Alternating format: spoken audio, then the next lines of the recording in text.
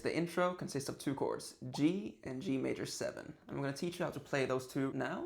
Put your first finger on the 3rd fret, 1, 2, 3 on the thickest string. Then you put your ring finger on the 3rd string from the bottom on the 4th fret. And then you put your pinky finger on the 5th fret on the 4th string from the bottom. So you're just going to be playing those 3 strings. I'll get back to how you play it later, but for now it's these 3 strings. So that's your G major chord. Your G major 7 chord will be that you put your pinky finger above your ring finger, like this. So just practice switching between those 2 chords, your G major and your G major 7. So the way you're going to be playing this is using a plucking or finger style, and it might be a little bit hard to get the hang of it in the start, but just try to feel it out while playing. I'll show you how. So after you've practiced just switching between these 2 chords, you want to try and pluck them like this. Just those 3 strings, your 6th, 4th, and 3rd string. Switch, switch back. I would just get used to that first, and then the next part is to play it like this.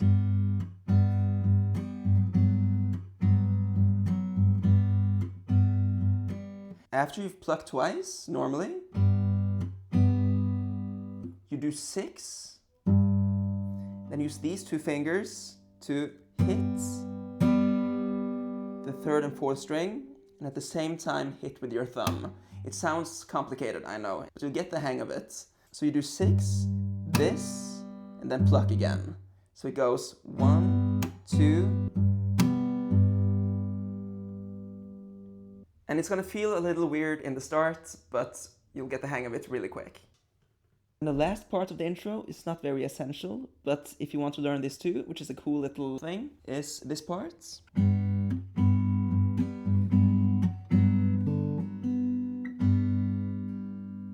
It uses a technique called a hammer-on, which is an essential guitar technique, so if you're not used to it, it's a good time to start. The way you do it is when you are in your G major 7 chord, this one,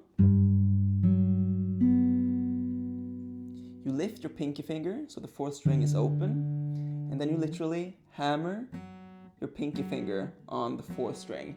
This is going to be really difficult if you're not used to it, but I'm telling you, a little bit of practice and you'll get it fine. So you play the 4th string open, and then hammer your pinky on, and then play the 3rd string. So you have, and then return to the G major. So we have, and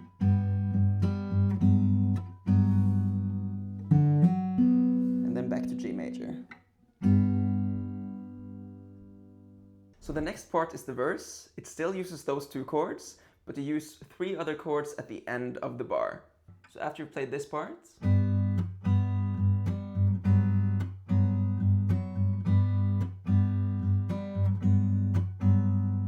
then you switch to an E minor,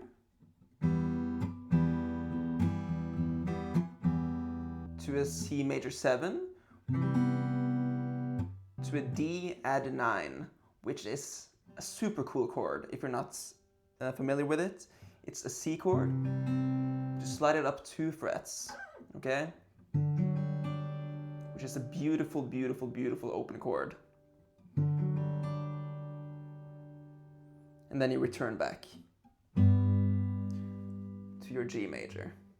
All right, good job. If you've come this far, you've done really, really great. And you shouldn't have any problem with the next part, the chorus. So the chorus basically goes like this. A D, an E minor, a variation of a C chord, and a D chord, back to G. So the way you play these chords is the D chord is on the 5th fret on the 5th string. Then you put your ring finger on the 7th fret on the 4th string. you skip this string and you play your pinky finger on the 7th fret on the 2nd string.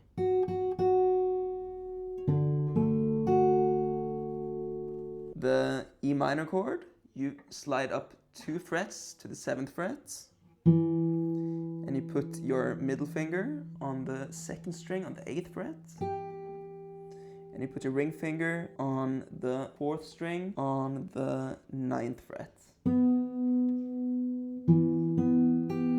So you just play the strings you have pressed down. Then, this is a variation of a C chord, or it is a C chord, I'm not completely sure, but it is your first finger on the 3rd fret on the 5th string, and your ring finger or little finger, whatever is most comfortable for you.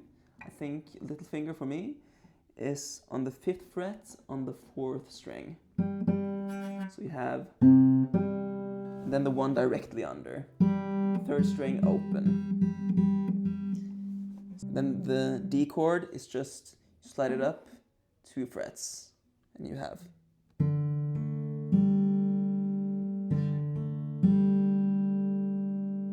And then back to the G.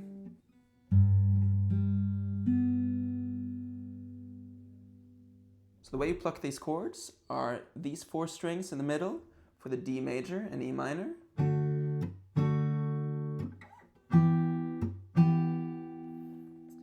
And for the C and D up here, you pick these 3 strings. Back to G. So together.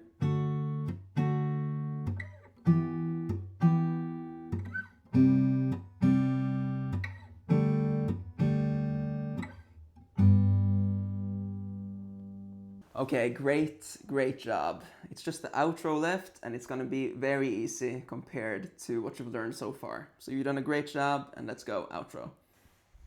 So the outro is just a combination of what you've already learned. So you have the C, the D, and then now just a simple G, just whatever finger on the 6th string on the 3rd fret. To an E minor, to a C major 7, to a D add 9. Back to this G with just one finger.